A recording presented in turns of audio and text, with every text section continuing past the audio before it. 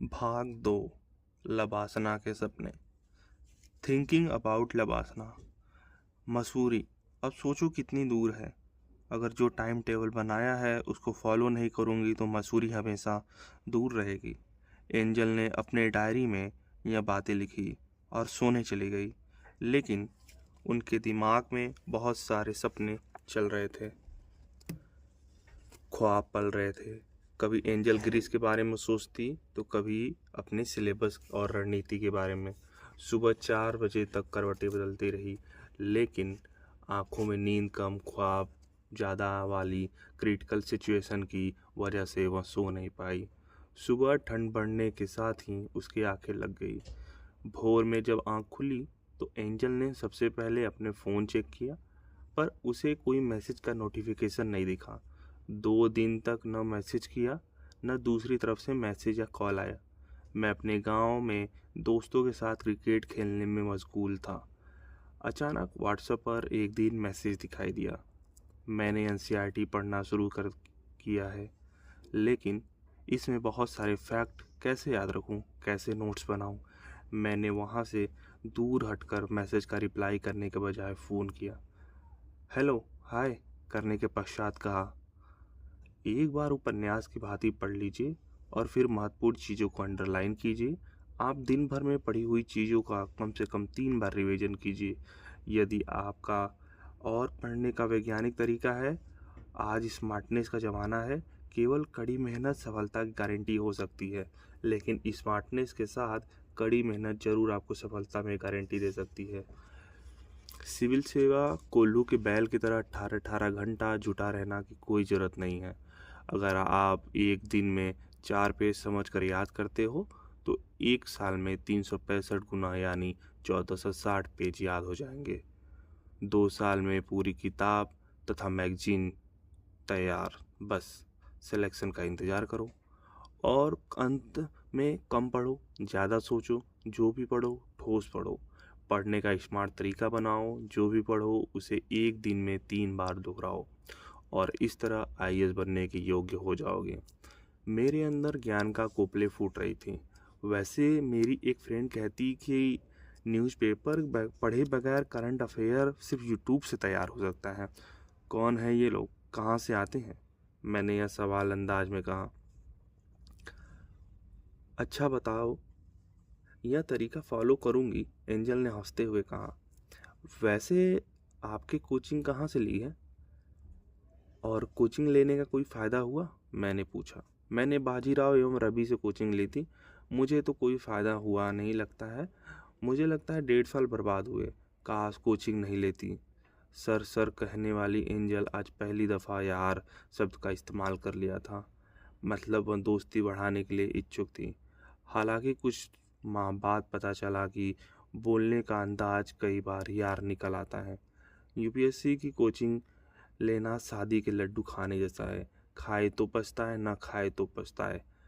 आपके कोचिंग कर ली है, करके देख ली है, और कोचिंग का पढ़ाया हुआ प्रीलिम्स और मेंस में आता है, यह भी देख लिया होगा। जब तक सेल्फ स्टडी नहीं है तब तक यूपीएससी के किले भेदना नामुमकिन है। वैसे शादी का लड्डू खाने का विचार तो मैं है ना। मैंने गंभीर होते हुए डिस्कशन को हल्का के लिए कहा। कोचिंग का खराब अनुभव देखते हुए सोच रही थी कि शादी ना करूं, ताकि शादी का लड्डू खाने के बाद पछतावा ना हो, जिस तरह से कोचिंग करने के बाद पछतावा हो रहा था। ऐसा ख्याल क्यों आ रहा है तुम्हें? अच्छा छोड़ो, आपके अनुसार यूपीएससी की तैयारी के लिए सबसे ज़रूरी चीज़ क्या है? यूपीएससी के सपने से प्यार होना चाहिए, और फिर हो ही जाता है। जैसे किसी लड़के को किसी लड़के से प्यार हो जाता है, वह मुश्किल नहीं देखेगा, हर मुश्किल में लड़ेगा जब तक प्यार को हासिल न कर लेगा। ठीक वैसे ही यदि यूपीएससी के सपने आपको प्यार है तो इस कठिन दुर्गम किले को फतह किया जा सकता है। जीत तब आती है जब आप सोचते हैं मैं जो चाहता हूँ वो पाकर रहूँगा या रहूँगी। जब आप ठान लेते हैं कि मैं बन के दिखाऊंगा या दिखाऊंगी, तो आप टाइम पास और बहानाबाजी के लिए 1 मिनट भी काम नहीं करते।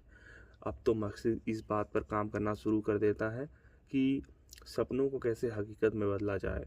अब आप कई गुना बेहतर अनुशासित रहने लग जाते हैं। समय के हर पल में कुछ नया सीखने की कोशिश में लग जाते हैं। जब आप मैं आईएएस बनकर दिखाऊंगी कि भावना से पढ़ने लग जाएं, तो पढ़ते पढ़ते कब सूर्योदय सूर्यास्त हो जाता है पता ही नहीं चलता। लगनशीलता इतनी ज़्यादा हो जाती है कि स्वादिष्ट खाने भी कई गुना स्वाद देश विदेश में घटित होने वाली घटनाओं में आने लग जाता है। जब किताबों के पन्ने महबूबा की आंखों की तरह अति सुंदर लगने लग जाते हैं, फिर क्या मसूरी की टिकट कंफर्म हो जाती है।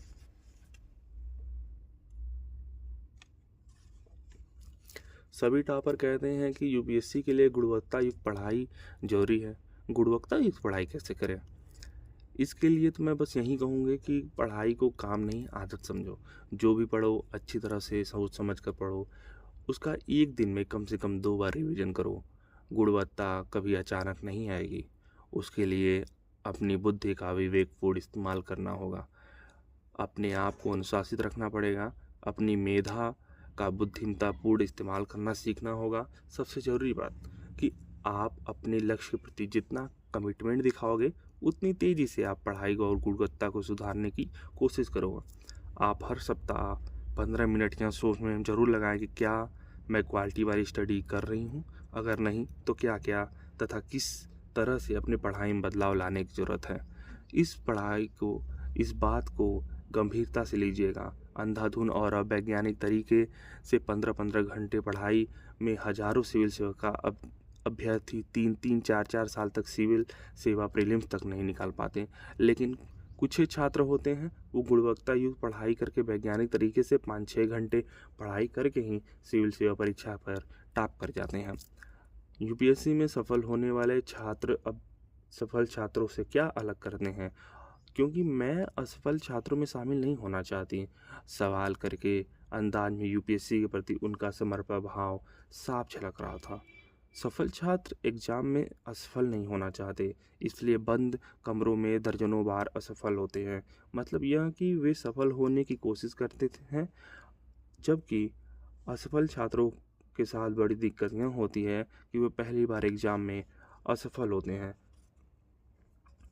अगली बार भी एग्जाम में असफल होते हैं और कभी भी अपनी गलतियों का कठोरपूर्ण मूल्यांकन नहीं करते हैं। सफल छात्र अपने स्टडी रूम, कोचिंग क्लासरूम में बहुत सी गलतियां करते हैं। हर गलती से सीखते चले जाते हैं और वो अपने सबसे अच्छे गुरु होते हैं। वो अपने स्टडी रूम को ही सैकड़े घंटे प्रैक्टिस करते हैं, इसलिए एग्ज़ाम हॉल में सबसे बढ़िया परफॉर्मेंस देते हैं और इसलिए लोगों के सामने मंजिल बाहें फैलाए खड़ी रहती हैं। अच्छा चलो, बाद में बात करते हैं, अभी जिम जाने का टाइम हो रहा है। ओके। वर्तमान समय में अधिकांश लोग भविष्य को लेकर बहुत चिंतित नजर आते हैं। हमारा भविष्य किस तरह का होगा, हम भविष्य में क्या कर रहे होंगे, इन प्रश्नों के सवाल तलाशते हम अपना आज का वक्त गुजार देते हैं। इसका मतलब यह है कि अपने वर्तमान को ऐसे व्यर्थ चिंता में गुजार देते हैं जो भविष्य के गर्भ में है।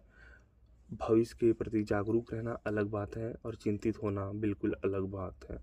भविष्य के प्रति जागरूक न होने से भविष्य खराब हो जाता है, परंतु भविष्य के बारे में ज़्यादा चिंतित होना भी मूर्खता है, क्योंकि इससे वर्तमान खराब हो जाता है।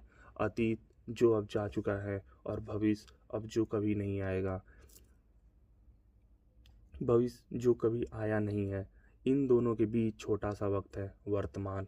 वह अस्तित्वान बीता हुआ कल आज की स्मृति है और आने वाले कल आज का स्वप्न है। हाँ, एक बात और, अतीत और भविष्य को अस्वीकार न करें, साथ ही यह भी कि सिर्फ अतीत और भविष्य के साथ ही न जिएं। कोशिश करें कि अतीत से सीखा जाए, वर्तमान का आनंद लिया जाए और भविष्य की योजना बनाया जाए। लोग वर्तमान को बचाने की कोशिश करते हैं, वह भविष्य को खो देते हैं।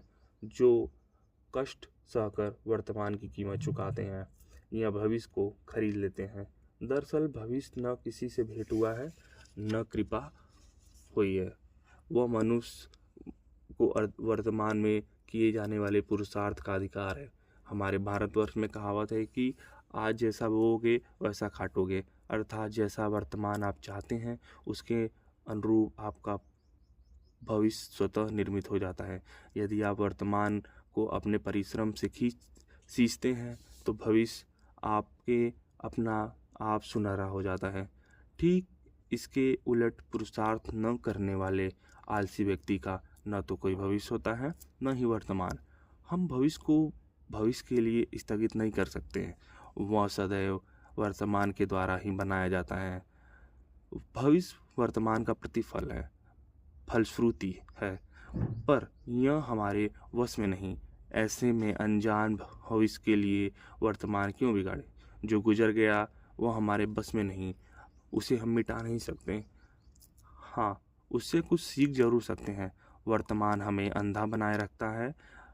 अतीत बीच बीच में हमारी आंखें खोलता रहता है। अतीत में कभी कोई त्रासदा घटना हुई भी तो परिपक्वता इसी में है कि हमें अतीत की दुख यादों को छोड़ के वर्तमान का सदुपयोग करना चाहिए और वर्तमान में आनंदमय तरीके से जीवन जीने के सत्य में अभ्यास करना चाहिए।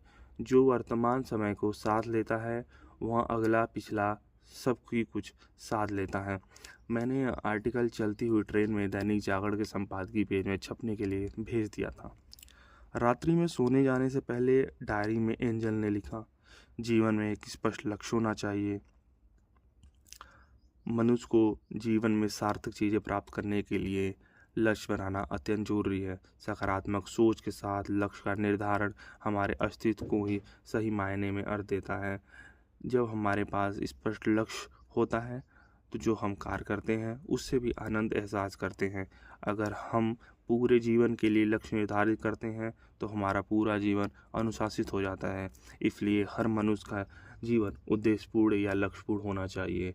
जब हम अपने जीवन के लिए लक्ष्य बना लेते हैं तो वह हरदम सचेष्ट करता है, हमारी रुचि बनाए रखता है और सुबह से बिस्तर निकलने के कारण उपलब्ध कराता है। जब हम ऐसे लक्ष्य से प्रेरित होते हैं जिसका अर्थ होता है, ऐसे सपने प्रेरित होते हैं जिनके पूर्ण की होने की चाहत और ऐसे प्रेम से प्रेरित हैं जिसको व्यक्त करने की ज़रूरत हो, तो हम वाकई में ज़िंदगी जीते हैं। लक्ष्य के निर्धारण से फ़ायदा यह होता है कि हमें मेहनत करने के लिए एक सही दिशा ज्ञात होती है और बीच में बाधाएं आने पर विचलित नहीं होते, बल्कि उनमें संघर्ष करने के लिए कृत संकल्प बने रहते हैं। बाधा ऐसी डरावनी चीज़ है जो लक्ष्य से आँख हटते ही आपको दिखाई देती है। अतः कोशिश यह है कि चाहिए कि आँखें लक्ष्य पर निरंतर लगी रहे। लक्ष्य तय करने आप उस पर दृष्टि निरंतर बनाए रखें जब तक उस लक्ष्य का सफल भेदन न हो जाए। अमेरिका के पूर्व राष्ट्रपति फ्रैंकलिन पियर्स अपने वकालत के पेशे शुरुआत में असफल हो गए, लेकिन उन्होंने यह लक्ष्य बना लिया था कि 999 बार असफल होने पर वह वकालत ही करेंगे। बाद में वह अपने दृढ़ संकल्प के चलते न केवल एक सफल वकील बने बल्कि आगे चलकर अमेरिका के राष्ट्रपति भी हुए। जब हम किसी लक्ष्य को अपने दिल में जन्म देते हैं तब हम उस लक्ष्य से अपना संबंध स्थापित कर लेते हैं और हम जितने दृढ़ विश्वास के साथ प्रयत्न करते हैं वह उतना ही हमारे करीब आ जाता है। लक्ष्य को जब इतनी गहराई से चाहा जाता है कि व्यक्ति उसके लिए अपना सब कुछ दांव पे लगाने के लिए तैयार हो जाता है तो उसका जीतना सुनिश्चित हो जाता है।